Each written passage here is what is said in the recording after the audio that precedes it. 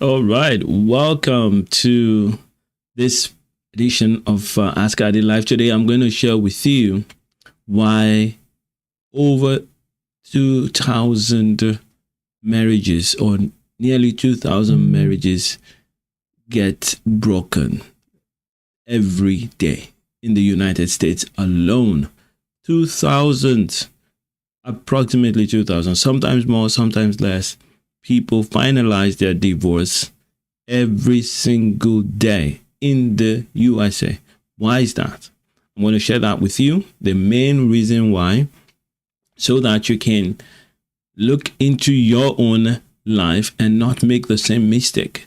It is not because these people are bad people. It's not because the love suddenly disappeared. It is because of what I call misalignment or misunderstanding. I'm going to tell you what causes it.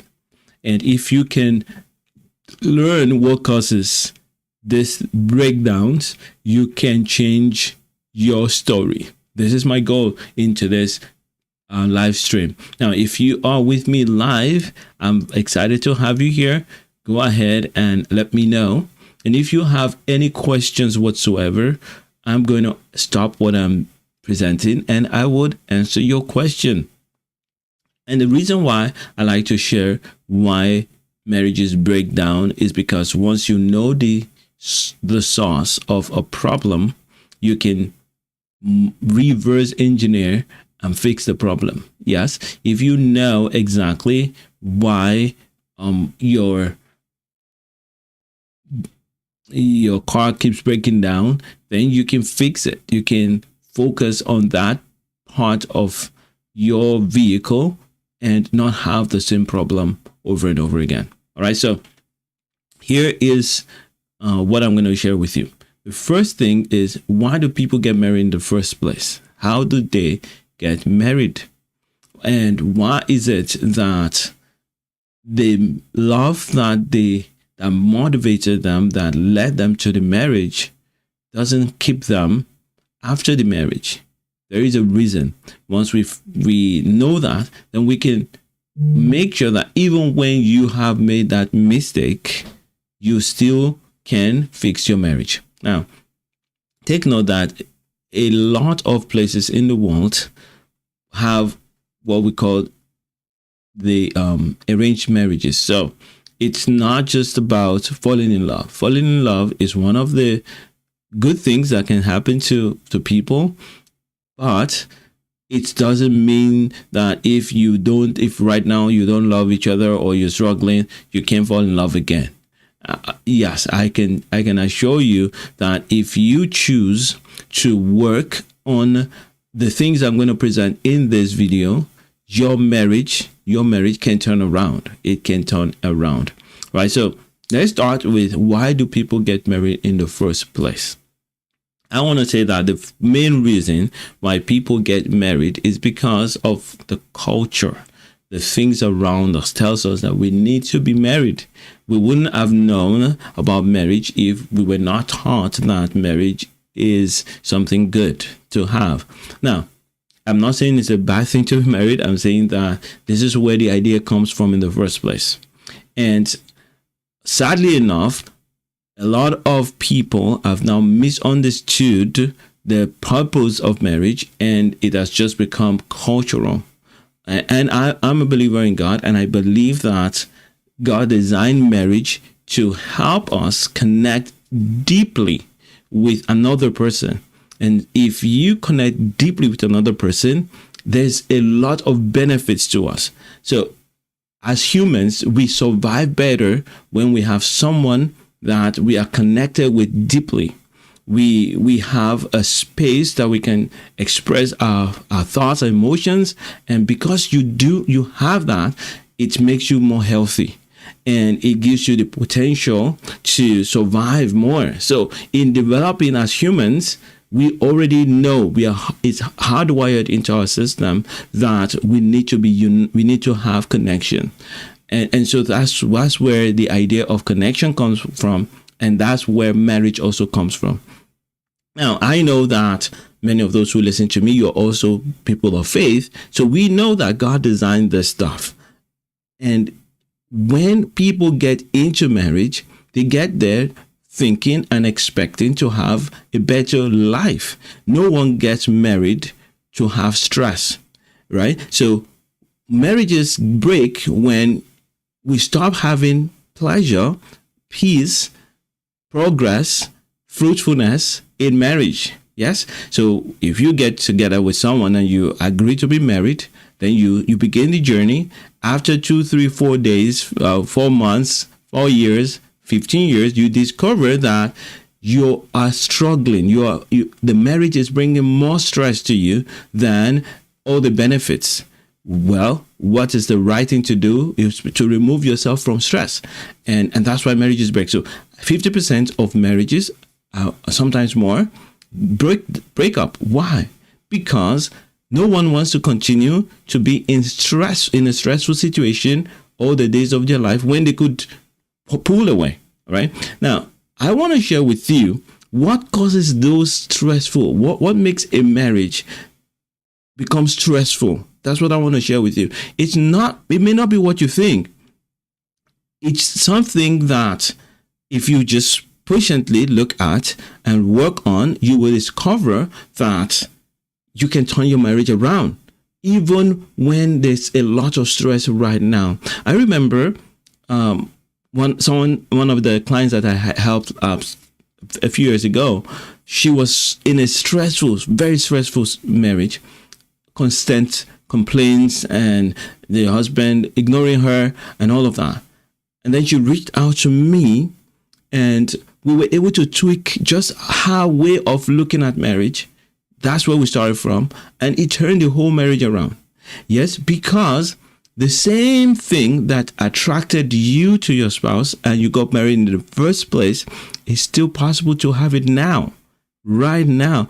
Even in a stressful marriage, you can bring back that same thing that started the marriage. So let's go back to where the marriage started. How did you get married? How do people get married? It always starts from attraction.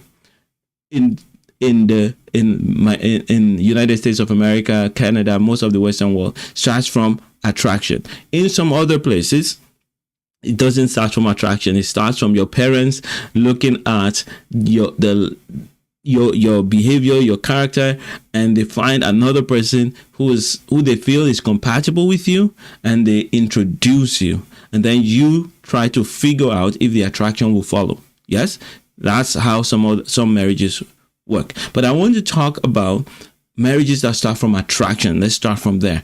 And the truth is, marriages that don't start from attraction don't break as fast. Yes, for those who start from the arrangement from their parents, because they come from a mindset that we're going to try to make this work, they seem to have longer marriages, and eventually they fall in love, and so the marriage becomes even more robust and stronger. Am I saying that we should go for arranged marriages? No, that's not what I'm saying. I'm saying that we can bring in the benefits that you get from arranged marriages into marriages where where attraction starts the process. That's what I'm going to talk to you about in the next couple of minutes. But first, let's start. What makes two people decide to marry each other? The first thing is what we call attraction. And when you meet someone that you are attracted to, so because of the way their body is structured, the way they talk, the way their body language, none of these things are really, you can't pin them down. It's something very subtle. Once you meet such a person, some chemicals are released in your brain that makes you feel excitement. You feel arousal and attraction to them. These things are designed by God, and they are in the chemistry of your body, and scientists are discovering them every day, and they are telling us how they operate. So when you find someone that looks the way you have been trained to believe that attractive people are, some of the things that you have been dreaming about in your life that you want in your subconscious, and the people that look like somebody that you like or you respect, when they come into your zone, into your sphere of experience, maybe at work or at school, at church, on the road, on your street, wherever you see them, it triggers something in your body, in your brain. Your brain releases certain chemicals. I'm not going to go ahead and name them right now, but there are different chemicals that are released in your brain, and when they're released, it makes you like the person more. It makes you feel excited. It removes some stress and pain, and sometimes you can't sleep. I remember when I first started with my wife, who's my wife now. All those feelings were there. They just keep you going. You can talk all night long, and you don't get tired. Why? Because the chemicals are being released in your brain. Now, if that happens, and you bold enough to connect with the person, or something happens that makes you connect, and then you continue, so more chemicals are released. More chemicals are released, and you begin to bond with that person. Now, what those chemicals are saying to you is that this person is safe, and this person is good for me, and together we can build something that's better, and we can survive together more, and we can reproduce, because God has designed us to reproduce and multiply. So your body, your system, your brain is telling you this person is a good person to connect with and multiply with. Yeah. Now, once that is settled, you begin to work hard to make that happen. So you do things to make sure that you don't lose that bond.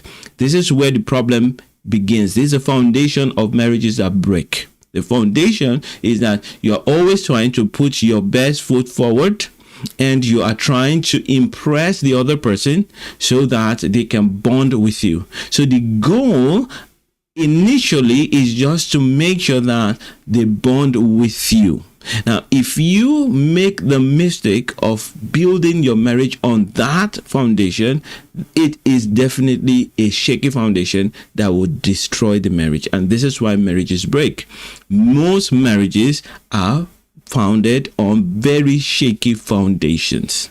Very, very shaky foundations. And the most marriages are based on the foundation that they like me, and I will try to make sure that they keep liking me. And with that, you are in trouble, because what's making them to like you is it's not something that you can control. It's a lot of things mixed together and chemicals in their brain. Eventually, those mixtures are going to change, and the chemicals are going to go down, and they're going to discover that they're not as attracted as they used to be. And when this begins to happen, a lot of people are not trained to understand how to make sure that they can still bond and the marriage can still work. So they begin to be irritated easily by the things that were always there, but the chemicals covered them up. And you may say that, but there are some people who got married after living together for a while and still they break up. It's the same thing. It's the foundation of I need to impress this person so that they stay with me. As long as that's the foundation on which a relationship is founded, it's going to break. It's going to, it can last for a while, and hopefully it will change. If you can change the way the marriage is founded, you know, like you go to the house and rebuild the foundation, then the marriage can stand, right? So the way God designed this is that the attraction should bring you together, and once you are together, you should shift from attraction to building a foundation of service. Right? So it's not, you cannot build a marriage on attraction. You should build it on service. And so what attraction model does to your brain is, I'm going to do what I can to make this person continue to like me. And when they like me, they're going to give me everything I want. I'm going to do what I can do to make them like me. And when they like me, they're going to give me everything that I want. Now, when you start this process, for those who are in the traditional way of doing things. So you believe that, for marriage, for things to work, I'm going to have to eventually get married so that we can connect and we can do things well. Yes. So while you're dating, you are trying to impress, rather than discovering what are the things that I can serve this person with, rather than presenting your real desires, who you really are, so that they can choose whether they want you or not. And this is supposed to be the real thing. You're supposed to present yourself the way you are so that they can decide if this is really what they want. But we don't do that. Our brain tells us, because of those chemicals, that, I need to impress them so that they don't leave me, so that I don't stay alone. And if that's what you were doing while dating, you're going to keep going like that. And while you're impressing them, they're also going to be trying to impress you. And what would they do to try to impress you? They will serve you. But the foundation is not service. The foundation is impressing the other. And the foundation is getting the good things that the other person is giving to you. So I'll give you an example, an illustration. So you go to, say, a party, you meet this, as a man, you meet this beautiful girl you just like the way she laughs. For some reason, when you hear her laugh, it just, it makes you feel something. So you go to her, somehow you begin to talk, and you discover that you have things in common. And you just enjoy the way she makes you feel. Yes? Good. So your brain now tells you, I need to make her continue to make me feel like that. If it works out that she also likes the way you make her feel, then both of you are going to be working hard to make each other feel good. And eventually you'll figure that, you know what, I can do this. I can have this all my life. I can spend my life with this person. Once you have accepted that, that's when people start to think about marriage. But marriage cannot be built on that, because marriage includes uniting together, becoming one, working together to achieve a purpose, a goal together. And so you need to know each other's weaknesses and strengths. It's like a business. Marriage is like a business, in the sense that there has to be a common goal. There has to be a way to measure if you are doing well. There has to be a leader, someone who's in charge of certain things. There has to be someone who's in charge. There has to be division of labor. There has to be plans and strategies. All of this have to happen. And if you get into marriage based on the attraction model, and you're just trying to keep the other person attracted to you and connected to you so that you don't get separated, you're going to have that challenge of when those chemicals are gone, you're not going to be able to cope, because they don't know you and you don't know them very well, and you have not been watching their weaknesses and choosing to work with them, right? So if you then want to fix that, you don't want to end up in divorce, whether today or 10 years time, you've made up your mind that it's not worth it. If you're going to be divorced 10 years time, maybe it's better to be divorced right now so that you can find the right person. And so no one wants to wait, but people do wait until 15 years, from 17 years, 30 years, 40 years after, and they still divorce. Now, and the sad part is when you ask someone that's divorced after 20 years, 30 years, 40 years, they don't say to you that, we had a great time for all the 30 years. It's only one year that we had problems and then we decided to divorce. No, that's not what they're going to say. I'm going to say, we've been having this problem for 10 years, 15 years. I was just trying to keep it going, but now I'm tired. I give up. I'm not going to do it anymore. So what is the use of staying in a marriage in pain for 10, 15 years only for it to break? This is why I'm doing these videos. I want you to choose from the day one, from today and on, that I'm going to live my fullest and my best life from right now. And every day, my life should be better, and I'm going to do whatever it takes to make it so. And in marriage, you can do it. You can do it. And the good news is that if you suddenly shift your way of appearing in your marriage, the marriage will change, right? And here is the way you need to appear in the marriage, and then I'll explain it.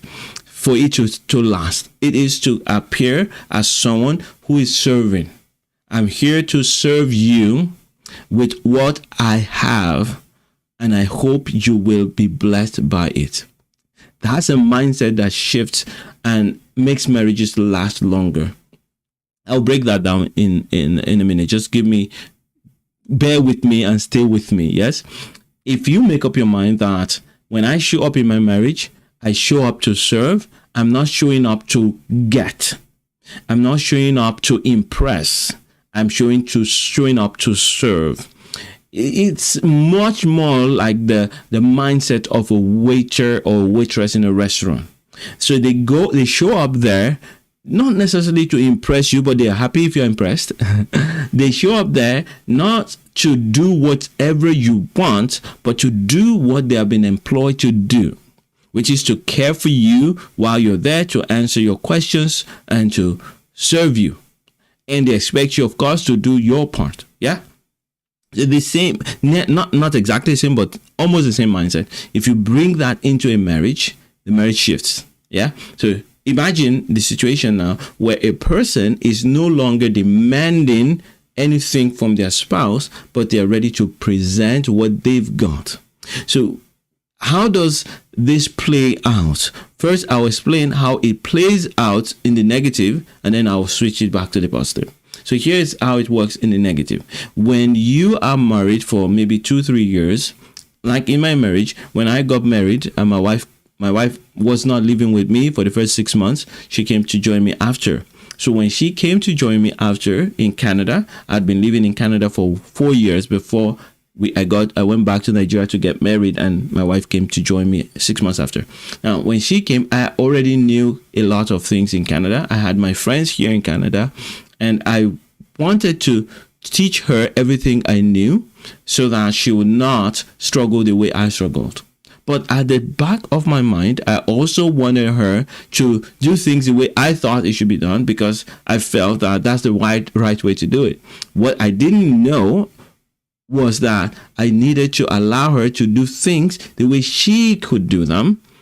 And then I would stand with her and walk with her through that process. And so when she would do stuff, I would ask her, I would tell her, try to help, encourage her to do it in one way or the other. And that began to create some tension. I was making demands on her. And once you bring demands into friendship, it gradually erodes the life of that friendship. And once you insist, it even gets worse. So you can bring a demand, and once the other person pushes back, you can say, oh, no, I'm sorry, that's not what I intend to do. That would have been okay. Because many times when we bring demands, we're not even aware that we're bringing those demands. Yeah. But if you do not learn to back off when the other person tells you that, look, I don't want to do that, you're going to break your marriage. And that's why marriages break. Someone said to me the other day that, oh, my husband, he's always very disconnected. He doesn't like to play with us or talk with the children. When he comes home, he just comes home and he goes into his room and says he's doing something. Maybe sometimes he's looking again at his work, and sometimes he's just playing on the computer games, on the console. He's not connecting with us, so it looks like a good thing. She's wondering, if we are supposed to be married, you're supposed to be delighted in connecting with us and with the children, and don't leave me alone to do all the work. Yes. So I said to her, look, you are right. He's not supposed to just go and watch TV when he comes home. But the thing that you're missing is that there's something that he is looking for. There's a desire that he has that makes him go straight to his room, straight to the basement, straight to wherever he stays to work, to get something. There's something that he's getting there. And so if he doesn't get that thing, and you are on this other side making demands, you need to please me, you need to help me, you will break your marriage. And that marriage is going to break not because these two people are bad people, not because they couldn't work together, but because they are placing demands on each other, and that demand is not relenting, and as a result, there's stress. So new chemicals begin to pop up. The chemicals for stress, it kills the other chemicals. Yeah, the chemicals that brought attraction, they disappear, and bonds that were formed begin to break down, and the chemicals that cause stress and cause fight or flight, adrenaline, would break down those other bonds. So if you keep working and demanding and making demands on your marriage, on your spouse, you inadvertently, you are working to break that marriage. It's like looking at your home and you say, oh, this home, I don't like it. And then you just begin to attack the foundation of the home. You eventually crash the home, right? So here is what we now do. Let's look at it. How do we turn that around? So for the lady, the client of mine, who said to me, my husband just comes home and goes straight to go and sit in his computer and do all that. I said to her, look, there's a reason why he does that. When he comes home, he's stressed, most likely. I don't know. I've never met him. But I just want to say to you, you can always assume and just predict. Yeah. He comes home, he's stressed, and so he wants to unwind. And you have been working, work too. Maybe you came home just a little bit earlier than him, and you felt, look, I need to get some things ready for my husband. I need to connect with my children, and you are doing the right thing. Yes. So while you're doing the right thing, he's not doing the right thing. So he goes and he wants to go and unwind in his house, in his space, in his man cave. Yeah.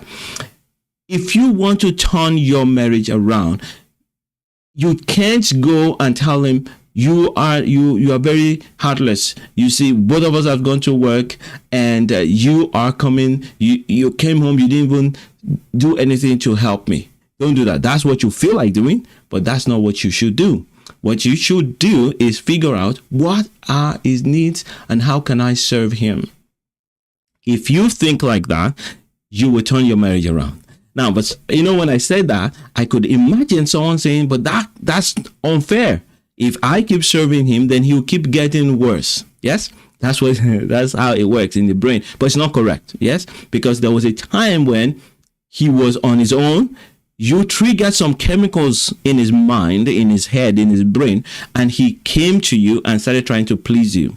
The same thing can happen again, where you can trigger the right feelings in your spouse, and they would want to serve you again.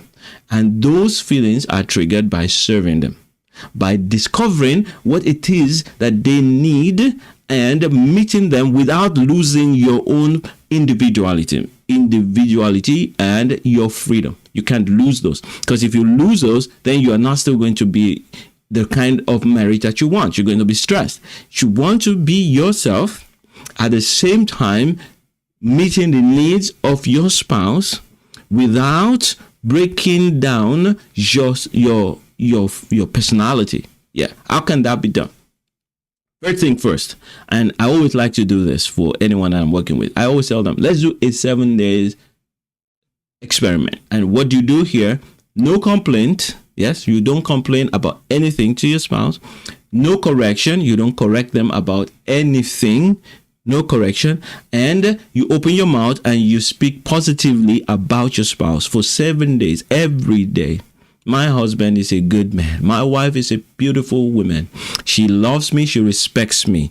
My husband is a good man. He's wise. He's smart. He's a good leader. You say those things. Yes? To yourself, not to them, to yourself, for 7 days. Every time they do anything you like, you make a big deal of it, right? And I'm always amazed when I tell people to do that and they come back to me within days to say, wow, there's a big difference. What makes the difference? What makes the difference? The first thing that makes the difference is the chemicals that get released when you choose to do the right thing. There's also all kinds of chemicals that get released in our brains.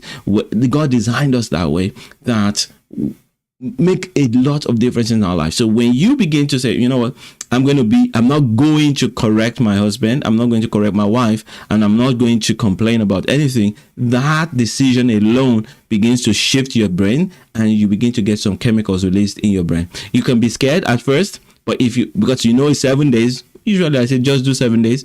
Eventually, when they've done the 7 days, I will expand it, because we are trying to develop a brand new way of thinking. We can expand it to 30 days, and we can expand it more if there's a need. But usually, once you've done it for 7 days, you have already started resetting your way of thinking, which is, I'm not going to demand love, but I'm going to give it.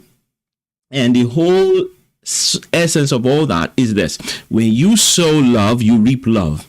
God has designed the world like that. You put a seed of apple in the ground, apple comes up. It's God's design. It's a law of life. You sow, you reap. You sow, you reap. So when you find that there's stress in your marriage, a little stress, a big stress, regardless of what it is, always come from the point of view that I'm here to be a blessing.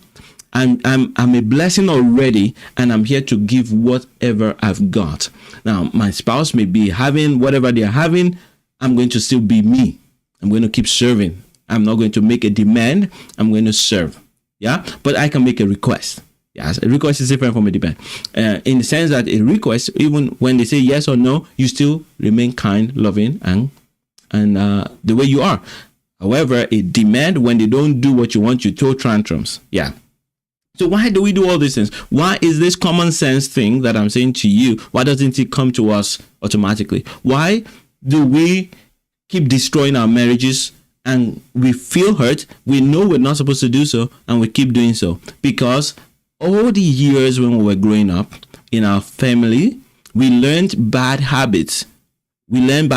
So those bad habits are things that we do to get attention, to get love, and to make sure that people don't do bad things to us. So a girl who grew up at home, whenever she doesn't feel loved, she just becomes quiet, and she says, I don't want to play with you. You ask her, you talk to her, she just shuts down, and she shrugs her shoulders, she rolls her eyes. That's what she was doing all her life when she was growing up. And when she would do that, her mom will eventually come to her, or her dad, or her brothers, and they will pet her, and she would come back and say, okay, I'm okay.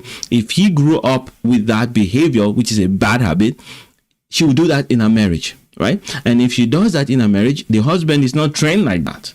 So he's going to get frustrated, and it's going to react in a negative way. And that's why some marriages break. There's nothing wrong with a marriage.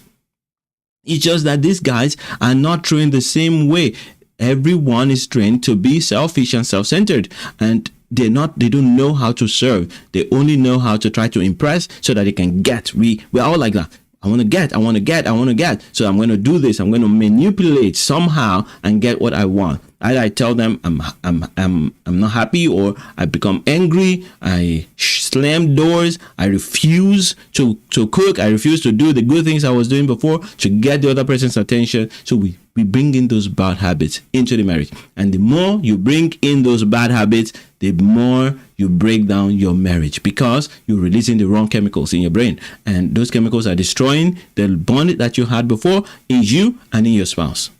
But if you choose to say, you know what, I'm not going to go back in those bad habits, which is not easy to do. And that's why I coach, because if you're going to break a habit, you need someone to stand with you to keep you accountable. You also need someone to give you strategies to do that, and someone to show you that although you think you are doing the right thing, you're still doing the wrong thing, because these things can show up in different ways. All right. So this is why people hire me to coach them through the process, so that they don't waste years struggling with things that they can do in months. Now, let's get back to the problem. Yeah, the problem is you've learned those bad habits, whether you get angry, whether you shut down, you complain, you bribe. There are some people, that's how they do. That's what they learn. Maybe they grew up in a place where they were maybe the younger or the older kid, and so whenever anybody's throwing tantrums, they get to say, you can have my chocolate, or you can have my bed. Okay, you can be the first. You can sit in my seat. So they're used to bribing to get things that they want, or to prevent people from getting what they want. If they get into a marriage, they're going to bring that in. And they're going to try to bribe all the time. When you bribe someone to love you, or when you get angry and they begin to do what you want, you will feel good instantaneously, but it kills marriages. So when you and you get so mad, or you shut down and you force your spouse to say, okay, I'm sorry, what's going on, and they do what you want, you feel good, they feel bad. They feel stressed. The wrong chemicals are released in their own brain, and you're breaking down the bond. That's one. Then the thing is, even in you, the chemicals that are released in your brain are not the correct ones. They are the ones that keep you a little bit happy for a few minutes or right in the moment, but then you're still you don't feel that joy that comes from someone willingly offering love to you, because you made it happen. You made it happen. Real love has to be freely given, right? So the real cause, the real root of divorce in America today, in Canada, and in all the Western world is this foundation of, I'm going to impress you so that I can get from you. It's a demand-based relationship. I'm going to try my best to make sure that I can get what I want from my marriage, from my spouse. I want to get faithfulness. I want to get kindness. I want to get considerate, being my husband or my spouse being considerate to me. I want to get peace of mind. I want to get financial security. So those are the mindsets that we have. Those are the things and so I'm going to do whatever it takes to get them. That mindset is what kills marriages, and most people have them. And marriages that work have the opposite. I'm going to give what I have. So when you come with what I have, you are always thinking of developing what you have. Yeah, I'm going to give peace of mind to my wife. I'm going to give peace of mind to my husband. I'm going to inspire them to become even more faithful to whatever they're doing. I'm going to be a blessing to them, to bring that ability to become, to be more organized. I'm going to bring that to my marriage. I'm going to bring joy and laughter into my home, into my marriage. When you come with that mindset, you are going to be doing two major things. The first thing is you're going to be discovering how you can tap into your strengths. You can tap into the things that you do well and the things that are good in you. You're going to be learning them. You're going to be improving them. And secondly, you're going to be triggering those right chemicals to flow in you, and of course in your spouse as well, because you're bringing a joyful, peaceful space. Everyone wants to be loved for who they are. They know their weaknesses. They don't need anybody to hammer them on their head with their weaknesses. They want someone to stand with them and inspire them to want to overcome those weaknesses, right? So that's why when I'm working with people, I always start from that space of, let's change the way you show up in your marriage, followed by let's show the commitment that you have for your marriage. Say, and this demonstrate that I'm here with you all through, regardless of what happens. As long as you don't leave, I'm here. And finally, we then look at how to develop friendship, which talks about discovering the things that your spouse likes, the way your spouse wants to be loved, and working on that and giving that on a consistent basis within your own personality. Beautiful way. You live better, you live stronger, you release better chemicals into your system, and they also get blessed because they are seeing someone who loves them, and they are feeling something that is very rare, and that's how we fix marriages. And I'm excited to announce to you that every time I work with people, we get amazing results, because first thing, they feel way better. We begin to release different new chemicals into their system, and within months, things that they've been trying to work on for years, and hopelessness that was there. You know what? This marriage is over. I can't fix it. The hopelessness goes away, and there's a clear-cut path to work. 9 steps to walk through to get to the place where we're going to. So if you are in need of this kind of help, I'm here to help you. And I hope that you got what I shared today. Maybe you've been showing up with needs. I want this, I want that, I want that. You can change that and say, what do I have to offer? I want to give it. And I'm here to give it for as long as you want. And I'm going to take my time to discover how you like to be loved. And I'm going to be your friend. And we're going to trigger those bonds, those chemicals to be released again. And that's how we do it.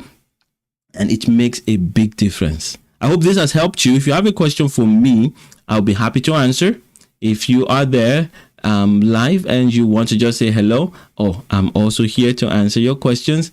And I go live now. I reduced it. I used to go live once every weekday at 5 p.m. but it's now only on Mondays because I'm so much more busy. I'm busier now than I was before, but I still want to serve everyone who wants to be served. So if you want help, or you have a question for me, you want to connect with me live, you can of course join every Monday at 5 p.m. If you are subscribe to the channel, then I salute you and I thank you. But if you're not, then subscribe so that you can know whenever I bring out a new live stream, or you can join me whenever I'm live. I also bring out videos from time to time, and I want to help you have the best marriage that you can have. And I want to give you all the resources that I have. I have videos, I have many different resources because I've been doing this for many years now. So if you need anything, don't hesitate to reach out. I have a masterclass that I do once every month. Everything you can find in the description of this video. All right. So until next time, continue to tap into the love that you have in you, that God has put in you, and let that love flow like the way the love of Jesus flows to everyone. Bye for now.